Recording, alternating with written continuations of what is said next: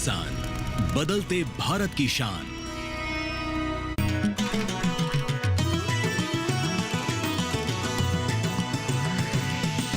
DD किसान, बदलते भारत की शान।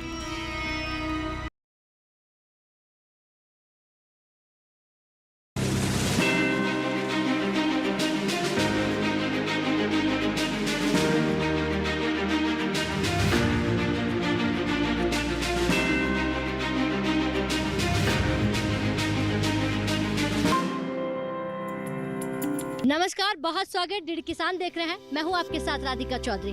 डीडी किसान की टीम लगातार हिंदुस्तान के अलग अलग गांव में पहुंच रही है। हम बात कर रहे हैं आज प्राकृतिक खेती की। हम बात कर रहे हैं सरकार की तमाम योजनाओं की, किस तरह से धरातल पर काम हो रहा है।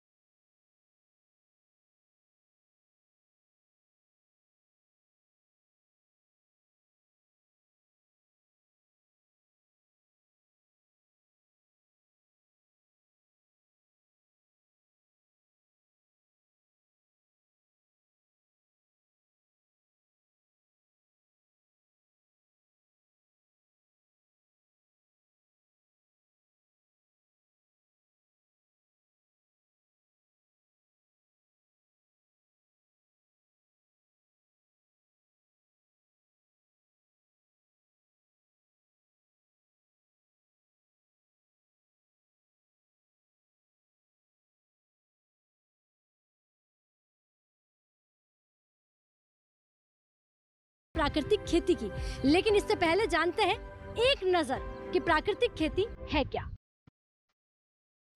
प्राकृतिक खेती एक प्राचीन कृषि पद्धति जिसे अपनाकर हमारे पूर्वज लंबे समय से इस खेती को करते आए हैं। सरकार राष्ट्रीय प्राकृतिक खेती मिशन के तहत किसानों को प्राकृतिक खेती के बारे में प्रशिक्षित करने का काम कर रही है और उन्हें जरूरी सहायता भी प्रदान करती है। नतीजतन आज देश में बड़ी संख्या में अन्नदाता प्राकृतिक खेती की ओर मुड़ने लगे। नेचुरल फार्मिंग से खेत के मित्र कीटों का संरक्षण होता है। प्राकृतिक खेती का मतलब कृषि लागत कम, मुनाफा ज्यादा होता है। इससे उत्पादन की गुणवत्ता में वृद्धि होती है। प्राकृतिक खेती से सिंचाई के बीच के अंतर को बढ़ाया जा सकता है। पर्यावरण की पूर्ण सुरक्षा होती है। उत्पाद स्वास्थ्यवर्धक और स्वादिष्ट होते हैं। प्राकृतिक खेती न केवल किसानों की आर्थिक स्थिति में सुधार ला सकती है, बल्कि ये पर्यावरण और मानव स्वास्थ्य के लिए भी लाभकारी है।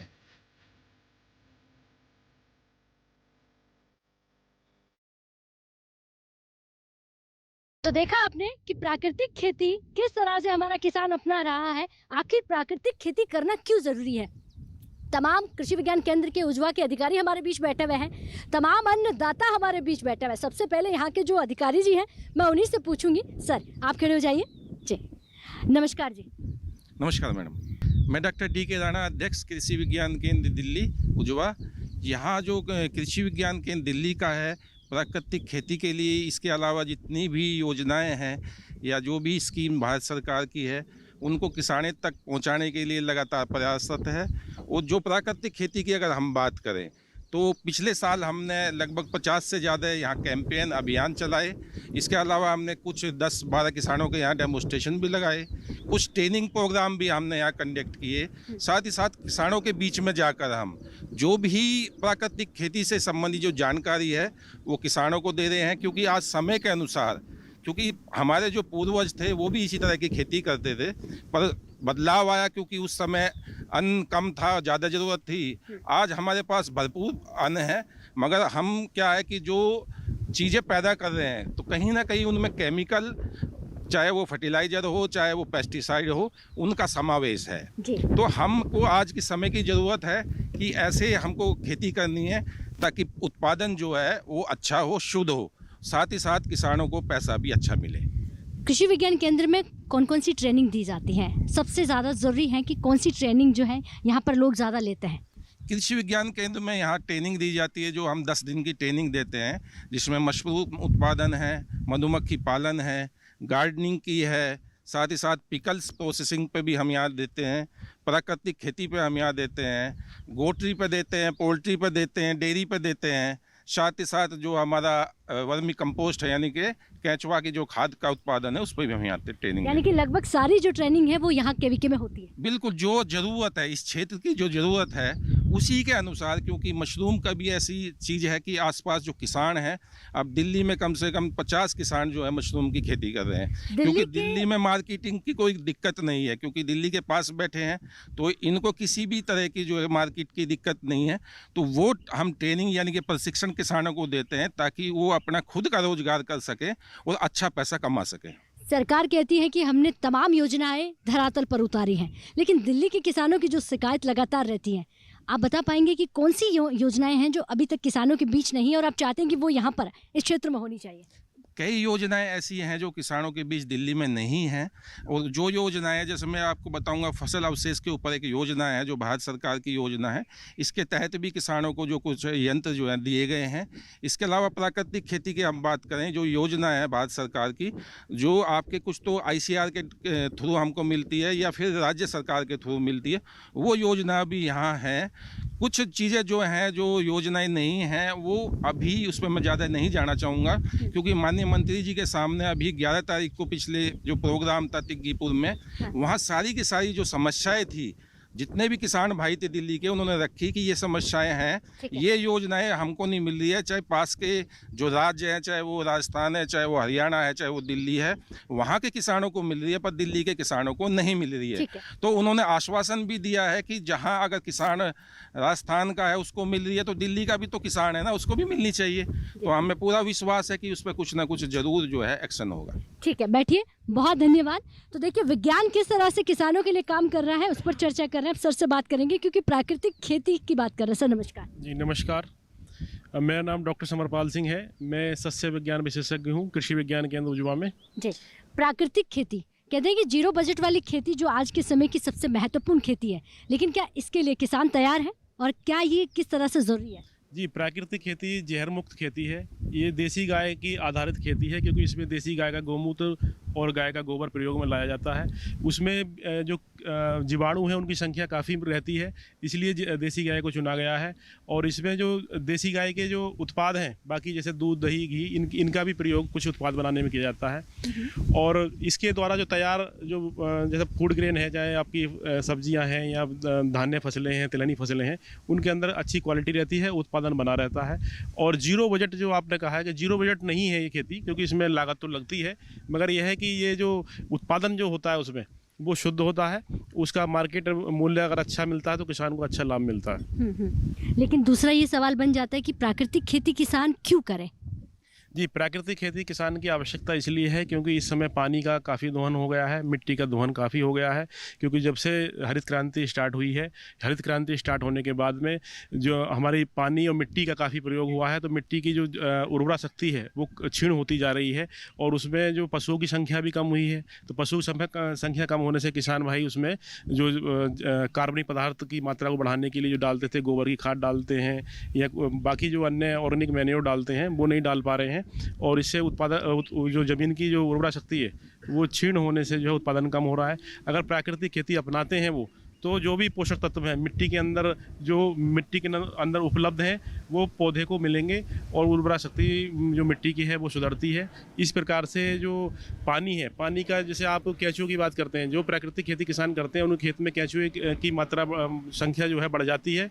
और केंचुए की संख्या बढ़ने से क्या है, जो पानी बरसात का जैसे पानी आप देखो कुछ खेतों में पानी खड़ा हो जाता है, क्योंकि वो किसान उसमें कोई भी गोबर की खाद या कोई मैन्योर नहीं डालते हैं और ज़मीन हार्ड हो जाती है। और हार्ड होने से क्या, पानी उसमें ज़मीन के अंदर नहीं जाता है और पानी का जो लेवल है वो भी कम होता जा रहा है और बह के कहीं दूसरे स्थान में चला जाता है। अगर प्राकृतिक खेती करते हैं, केंचुए उसमें छिद्र बनाते हैं, नीचे तक जाते हैं और जो भी बरसात का पानी होता है ज़मीन पानी पीती है और ज़मीन का जो वाटर लेवल बढ़ता है और उससे क्या है काफ़ी समय तक नमी बनी रहती है। और जो सिंचाई की जो आवश्यकता है, जैसे गेहूँ की बात करते हैं तो 5-6 सिंचाइयों की आवश्यकता होती है, और या फिर धान की बात करते हैं तो 15 सिंचाई लग जाती है उसमें। अगर प्राकृतिक खेती करते हैं तो लगभग उसमें जो है 20 से 30% पानी की बचत रहती है। तो उजवा में किसान प्राकृतिक खेती की ओर बढ़ रहे हैं? जी, उजवा कृषि विज्ञान केंद्र दिल्ली का है, पूरे दिल्ली क्षेत्र में काम करता है और सभी किसानों को अवेयर करता है कि प्राकृतिक खेती करो। यहाँ से प्रशिक्षण लेते हैं और काफ़ी अच्छे किसान यहाँ पे प्राकृतिक खेती कर रहे हैं और उनको जो भारतीय कृषि अनुसंधान संस्थान द्वारा सम्मानित भी किया गया है। इतने अच्छे लेवल पे, मतलब नेशनल लेवल पे मतलब काम कर रहे हैं कृषि विज्ञान केंद्र के प्रशिक्षण के द्वारा जो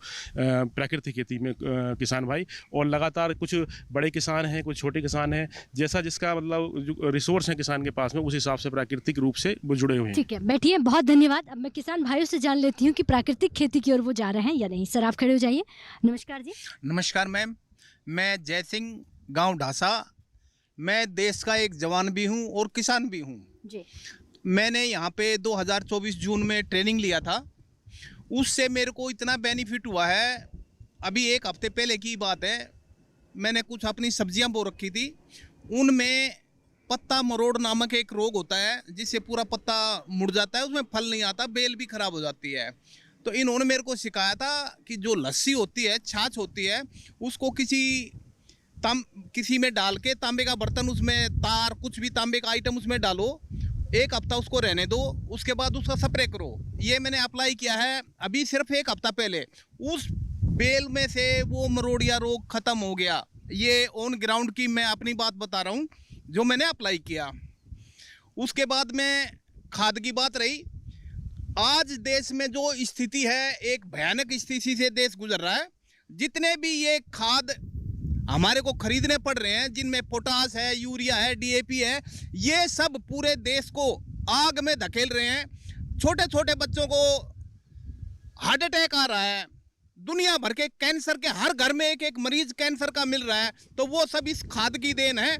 कृषि विज्ञान जो हमको ये सिखाता है, केचुए से खाद बनाओ, गाय के गोबर से खाद बनाओ, तो हमारे काफ़ी किसान इस बात से अग्रसर हैं और इस काम को वो अप्लाई कर रहे हैं। जी, आपने कहा कि आप जवान हैं, किसान हैं। वाकई में जो सरहदों पर आप देश की सुरक्षा कर रहे हैं, खेतों में आप अन्नदाता बनकर काम कर रहे हैं, दोनों ही जिम्मेदारी आप बखूबी से निभा रहे हैं। लेकिन ऐसे में जो प्राकृतिक खेती है, इसमें ज़्यादा मुनाफा नहीं होता है अगर शुरू में किसान आता है। क्या इन सारी बातों को जानने के बाद में भी आप ये कह पाएंगे कि आप प्राकृतिक खेती की तरफ पूरी तरह बढ़ गए हैं? प्राकृतिक खेती से कम हम अपने परिवार को, अपने आसपास के परिवारों को, उनको तो बचा पाएंगे। उनकी तो मुनाफा ठीक है, कोई बात नहीं है, नहीं मिलता, लेकिन जिंदगी मिल रही है, मुनाफा बहुत कमा लेंगे अगर जिंदा रहे तो। जिंदा ही नहीं रहेंगे तो मुनाफा किस काम का। ठीक है, बैठ जाइए। तो देखिए, प्राकृतिक खेती पर बात कर रहे हैं, लेकिन मार्केट को लेकर भी मैं बात करूंगी। जी सर, खड़े हो जाइए। मेरा नाम कैलाश जाखड़, कृषि प्रसार विशेषज्ञ कृषि विज्ञान केंद्र। जी। और किसानों ने काफ़ी अच्छा बताया कि बीच में जो मार्केटिंग में जो बिचौलिया है वो किसान के उत्पाद को काफ़ी जो उनका लाभ मिलने वाला वो भी लाभ ले जाते हैं। लेकिन प्राकृतिक खेती एक ऐसा मिशन है या प्राकृतिक खेती एक ऐसी योजना है, यदि किसान प्राकृतिक खेती अपनाता है तो उनके किसान का उत्पाद ही घर से ही बिक जाता है। हमारे दिल्ली क्षेत्र के कई ऐसे किसान हैं जो प्राकृतिक खेती कर रहे हैं। और आजकल जो दिल्ली के जो अर्बन क्षेत्र के लोग हैं, जैसे हम द्वारका है, रोहिणी है, जो करोल बाग है, वहाँ के लोग ग्रामीण क्षेत्र की तरफ जा रहे हैं और प्राकृतिक खेती किसान जो ढूंढ रहे हैं। जैसे हम मानते हैं ना कि भाई हमारा हर परिवार में एक फैमिली डॉक्टर होता है, तो अब हमारे दिल्ली जैसे क्षेत्र में लोग ऐसे ढूंढ रहे हैं कि हमारा एक फैमिली किसान हो और वो हमें प्राकृतिक उत्पाद, दूध, दही, घी, जो भी चीज़ें प्राकृतिक उत्पाद है, दालें हैं, वो हमें उपलब्ध करवाए। तो प्राकृतिक खेती में मार्केटिंग की कोई कमी नहीं है। और हमारे जैसे कृषि विज्ञान केंद्र से प्रशिक्षित काफ़ी ऐसे किसान हैं जो बाजार की जो रेट है उसकी डबल रेट में प्राकृतिक उत्पाद बेच रहे हैं। लेकिन सरकार किस तरह से मदद कर रही है? सरकार की क्या क्या योजना है प्राकृतिक खेती को लेकर? किस तरह से सब्सिडी दे रही है? भारत सरकार ने अभी प्राकृतिक खेती को बढ़ावा देने के लिए पहले भी प्राकृतिक खेती की योजना चल रही है, लेकिन एक प्राकृतिक खेती के मिशन के रूप में भारत सरकार एक योजना लेके आई 2024-25 के अंदर, जो लगभग 2500 करोड़ की योजना है। उस योजना के तहत वो योजना दो प्रकार से चलाई जाएगी, एक राज्य सरकार के माध्यम से और एक कृषि ICR कृषि विज्ञान केंद्र और कृषि विश्वविद्यालय उसमें होंगे। तो जो राज्य सरकार के माध्यम से चलाई जा रही है उसके अंदर लगभग 1 करोड़ से अधिक किसानों को लाभान्वित करना और देश के अंदर लगभग 7.5 लाख हेक्टेयर तक प्राकृतिक खेती के क्षेत्र को बढ़ाना। और जो कृषि विज्ञान केंद्र के माध्यम से चलाई जा रही है, तो ये जितने भी भारतीय कृषि अनुसंधान परिषद के संस्थान है, कृषि विज्ञान केंद्र है, वहाँ पे लगभग 2000 मॉडल ऐसे प्राकृतिक खेती के तैयार करने, जो वहाँ पे कृषक आके प्राकृतिक खेती के बारे में सीख सके। और लगभग 18 लाख से अधिक किसानों को प्रशिक्षित करके प्राकृतिक खेती की तरफ बढ़ावा देना। इस सरकार की योजना का ये उद्देश्य है कि जो प्राकृतिक खेती के साथ मास्टर किसान भी तैयार करे, जो एक किसान आगे अधिक से अधिक किसानों को बताए। और रही बात मार्केटिंग की, सरकार ने इसको प्राकृतिक खेती के उत्पाद को और जो बेहतर बनाने के लिए उन्होंने मार्केटिंग के लिए जो प्राकृतिक उत्पाद है वो प्रमाणीकरण करवाने होते हैं, वो प्रमाणीकरण के लिए भी काफ़ी जोर दे रही है। आजकल जगह जगह पे सरकार जो मंडी क्षेत्र के अंदर एक प्राकृतिक खेती के लिए आउटलेट अलग व्यवस्था करने जा रही है। जैसे हमारे गुड़गांव क्षेत्र में हरियाणा सरकार के द्वारा प्राकृतिक खेती के लिए अलग आउटलेट बनाने के लिए, अलग मंडी बनाने के लिए बात चल रही है। क्योंकि मेन बात आ जाती है, जब प्राकृतिक उत्पाद किसान खेत मंडी में लेके जाता है तो प्राकृतिक और अनप्राकृतिक होता है वो बराबर ही हो जाता है। इसलिए उनको एक प्लेटफॉर्म उपलब्ध होना ज़रूरी है। और मैं इसमें किसानों को एक इसमें गुजारिश भी करना चाहूँगा कि वो प्राकृतिक खेती के साथ साथ प्राकृतिक खेती के प्रमाणीकरण और अपना मार्केटिंग को भी धीरे धीरे जोड़ें, अपने नए नए उपभोक्ता को जोड़ें। और ये आप यदि एक बार जोड़ लिए ना तो वो उपभोक्ता आपका जो उत्पाद है उसकी राशि भी देके जाएगा और आपको अन्य उपभोक्ता भी देके जाएगा। बैठ जाइए, बहुत धन्यवाद। कहने का मतलब सीधा सा ये है कि अगर आप प्राकृतिक तरीके से लगाते हैं तो मार्केट में आपको जाने की जरूरत नहीं है, मार्केट खुद आपके पास आ जाएगी। तो देखिए, कृषि विज्ञान केंद्र उजवा से हमारे जो अन्नदाता, देखिए बार बार मैं कहती हूँ कि सीखने की कोई उम्र नहीं होती है, फिर वो चाहे 20 का हो या 80 का। हमारे इन दादाजी से ही सुन लीजिए और समझ लीजिए कि उन्होंने रिटायरमेंट होने के बाद में उजवा से ट्रेनिंग ली और अपनी खेती को प्राकृतिक खेती बनाया। कम से कम शुरुआत जो है वो घर से होनी चाहिए। वक्त हो गया है एक छोटे से ब्रेक का। ब्रेक के बाद फिर हाजिर होता है, आप कहीं मत जाइए।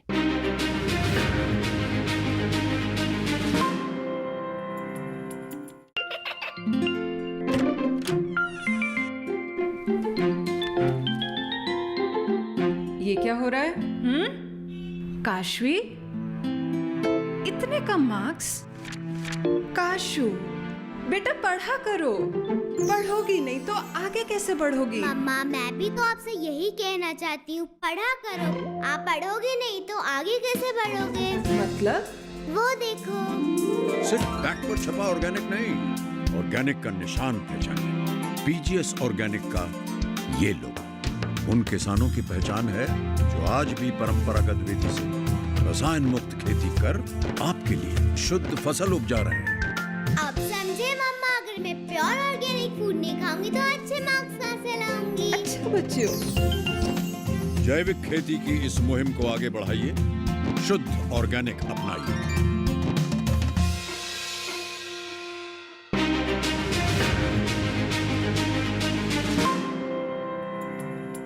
तो ब्रेक के बाद बहुत स्वागत। चर्चा को आगे बढ़ाते हैं और बात कर रहे हैं कृषि विज्ञान केंद्र उजवा से।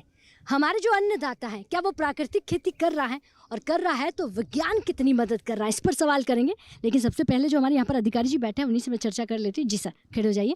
नमस्कार जी। नमस्कार जी, आपका नाम और आप क्या कर रहे हैं, क्या देख रहे हैं? मैं डॉक्टर राकेश कुमार, यहाँ पे बागवानी विशेषज्ञ हैं और जो भी सब्जी फल फूल है उसके बारे में हम यहाँ देखते हैं। बागवानी, फल फूल सब्जियाँ, इसमें प्राकृतिक का क्या रोल है? खासकर हम बात करते हैं जब बागवानी में तो सब्जियों का ज़्यादा से ज़्यादा इस्तेमाल होता है। और इसमें एक ख़ास बात है क्योंकि सब्जियों का जो सरफेस एरिया होता है, जो कंजप्शन का होता है, अगर हम कोई भी केमिकल फर्टिलाइज़र या केमिकल कीटनाशक का इस्तेमाल करते हैं तो उसमें ज़्यादा से ज़्यादा इस्तेमाल होता है। तो उसको ध्यान में रखते हुए पहले में भी, जैसा कि कुछ किसान भाई ने बताया कि ये पूर्वजों से ही होता आया है कि जो गाँव के आसपास ज़मीनें होती थी, जहाँ पे नेचुरल सोर्स जो भी प्राकृतिक या गांव के जो भी ऑर्गेनिक कार्बन या बह के आते थे, उसमें जो सब्जियां करते थे उसमें बहुत अच्छा उत्पादन होता था। उसमें कोई रासायनिक खाद की और दवाओं की ज़रूरत नहीं पड़ती थी। वैसे ही जो हम बात करते हैं कि उत्पादन घटने की, तो ये सब्जियां ही ऐसी चीज़ है जो कि बहुत डीप रूट, क्योंकि इनकी जड़ें होती है जो गहरी जाती है। और जो भी हमारे ज़मीन में मौजूद है, जो भी फर्टिलाइज़र जो हम प्राकृतिक खेती का सोर्स डालते हैं तो उसका सब्जियां ज़्यादा से ज़्यादा इस्तेमाल करती है, तो उसमें बहुत ज़्यादा फ़र्क नहीं पड़ता। और ये भी आजकल के देखने में आ रहा है कि जो ज़मीन में जो न्यूट्रिएंट है, जो पोषक तत्व है, उसकी कमी की वजह से बहुत सारे ऐसी सब्जियां हैं जिसमें फूल आते हैं, फल झड़ जाते हैं, फूल झड़ जाते हैं। इसके अलावा सब्जियों में बहुत प्रकार के जो दैहिक व्याधियाँ हैं आती है, जो कि जैसे हम फूलगोभी की बात करते हैं, फूलगोभी फूलता है लेकिन वो उसके फूलें खिल जाती है। ऐसे बहुत सारे, टमाटर में फटने की समस्या आ जाती है। ये सारी जो समस्याएं हैं ये पोषक तत्व की कमी से हो रही है। और हम जो किसान है वो अगर जो रासायनिक खाद भी डाल रहा है तो केवल उसके दिमाग में की है कि नाइट्रोजन, फास्फोरस और पोटासी डालता है, जबकि हमारे खेत में जो है 16 तत्व होने चाहिए और ये सारी चीज़ें जो है ज़मीन से ही आती है। और किसान जो है हम केवल 3 चीज़ों पे ही फोकस ज़्यादा करते हैं। और ये जो प्राकृतिक माध्यम से या ऑर्गेनिक माध्यम से हम जो खेती कर रहे हैं, इसमें क्या होता है कि प्राकृतिक तौर पर जितने भी माइक्रो न्यूट्रिएंट, क्योंकि इसमें हमें बहुत सूक्ष्म मात्रा में ज़रूरत पड़ती है सब्जियों को, तो ये प्राकृतिक माध्यम से जो खेती हो रही है इसमें जो ये सूक्ष्म तत्व की मात्रा है आसानी से पौधों को मिल जाता है। साथ ही साथ जो मेजर तत्व है नाइट्रोजन, फास्फोरस और पोटास है, ये भी अच्छी मात्रा में पौधों को उपलब्ध हो जाता है, जिससे हमें रासायनिक खादों पे, रासायनिक दवाओं पे इस्तेमाल नहीं करते। साथ ही साथ जो हम कीटनाशक की बात करते हैं तो कीटों में भी जो है इसमें बहुत सारे जैसे निमास्त्र हैं, ब्रह्मास्त्र हैं, ऐसी बहुत सारी चीज़ें हैं जिसको हम अपना के किसान आसानी से कीट और बीमारियों से भी दूर हो जाता है। डॉक्टर साहब, एक सवाल है, मार्केट, आपने कहा कि बागवानी की तरफ आप किसानों को लेकर जा रहे हैं, वो भी पूरा प्राकृतिक तरीके से, और इसमें प्राकृतिक के साथ साथ आप यूरिया की जब बात करते हैं 1 चम्मच जितनी दवाई होती है उतनी ज़रूरत पड़ती है, लेकिन वो किसानों को आप सिखा रहे हैं। मार्केट कैसे दिलाएंगे अब किसानों को? मार्केट को लेकर आपका केवीके किस तरह से ट्रेनिंग देता है? क्या इसको लेकर भी अवेयरनेस प्रोग्राम हो रहे हैं? अभी जो यहाँ पे दिल्ली का खासकर हम बात करते हैं तो दिल्ली में जो किसानों का है, हम एक तो सरकार की जो योजना है कि इसका एक आगे चल के हम एक ऐसा प्लेटफार्म भी स्थापित करेंगे जिसमें प्राकृतिक सब्जियों का या फलों का जो है एक जगह पे बेचने का रखेंगे।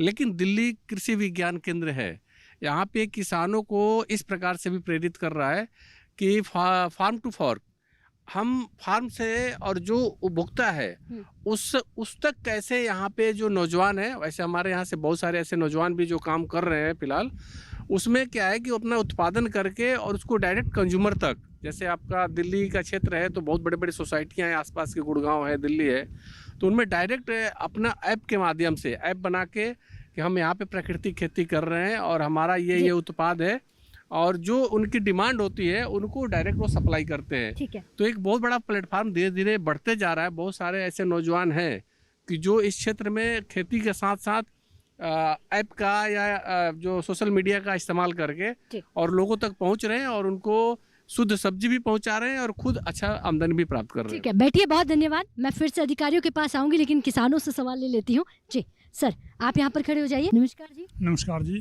क्या नाम है आपका? मैं हरपाल सिंह ईसापुर। कितना दूर है यहाँ से आपका गाँव? ये कोई 3 किलोमीटर 4 किलोमीटर। कृषि विज्ञान केंद्र में लगातार जुड़े हुए हैं आप? हाँ, जुड़े हुए हैं। कभी कोई ज़रूरत पड़ती है दवाई की किसी पेड़ पौधे में या फसल में तो यहाँ डॉक्टर साहब के पास आते हैं यहाँ, और कई बार ट्रेनिंग भी यहाँ होती है। अच्छा, कहते हैं कि हिंदुस्तान डिजिटल पर आ गया है, तो कोई बीमारी लग गई है, व्हाट्सएप के माध्यम से भी विज्ञान आपको मदद कर देता है कि देखिए ये कीड़ा है, इसकी कोई दवाई बताइए क्या करना है। फ़ोन के माध्यम से भी जानकारी मिलती है? हाँ, फ़ोन के माध्यम से भी हम डॉक्टरों से, कई डॉक्टरों से फ़ोन रखते हैं, राणा साहब के, राकेश जी के, तो हम कर लेते हैं पता। अच्छा, फ़ोन से पता कर लेते हैं जी, दवाई लिख लेते हैं। समय पर फ़ोन उठता है इनका? हाँ जी। अच्छा, इसका मतलब विज्ञान मदद कर रहा है। विज्ञान मदद कर रहा है। अच्छा, बड़े अच्छे डॉक्टर हैं जी। अच्छा, बिना विज्ञान की आज की खेती जो स्मार्ट खेती बन सकती है बिना विज्ञान के? जी, हम तो किसान तो ये चाहता है कि भी ज़्यादा पैदावार हो।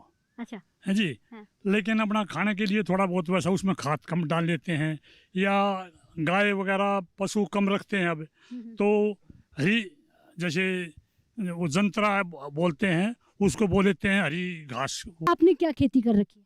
हम तो ज़्यादातर जी गेहूँ और सरसों बोते हैं जी। जी, सरकार प्राकृतिक खेती की ओर जोर दे रही है, बढ़ावा दे रही है, आप इस पर क्या कहेंगे? ज़रूरी है तो ज़रूरी, क्योंकि जी जो ज़्यादा डालते हैं पैदावार ज़्यादा होती है, लेकिन उसमें बीमारियां भी ज़्यादा बढ़ रही है, उसकी वजह से प्राकृतिक खेती करनी चाहिए। बैठ जाइए, बहुत धन्यवाद। तो देखिए ये जो मिट्टी की भीनी भीनी खुशबू आ रही है, ये अद्भुत है। इन ठंडी हवाओं में बात ही कुछ और है, होगी क्यों नहीं, बात प्राकृतिक खेती की हो रही है। अगर आप प्राकृतिक खेती की तरफ जाते हैं, विज्ञान का हाथ थाम लेते हैं, तो मान लीजिए कि स्मार्ट खेती आपसे दूर नहीं है। जिस हाईटेक खेती की आज की सरकार बात कर रही है, आप भी उस खेती की तरफ जा सकते हैं, लेकिन शर्त इतना ही है, खेती को समझकर, सीखकर, विज्ञान का सहारा लेकर करनी होगी। तो चलिए इजाजत चाहेंगे। आज की चौपाल चर्चा कृषि विज्ञान केंद्र उजवा से, यानी कि दिल्ली से हो रही थी, दिल्ली के अन्नदाताओं से हो रही थी। लेकिन अगर ये कार्यक्रम आप टीवी पर देखना भूल जाए तो यूट्यूब के माध्यम से भी देख सकते हैं। नमस्कार।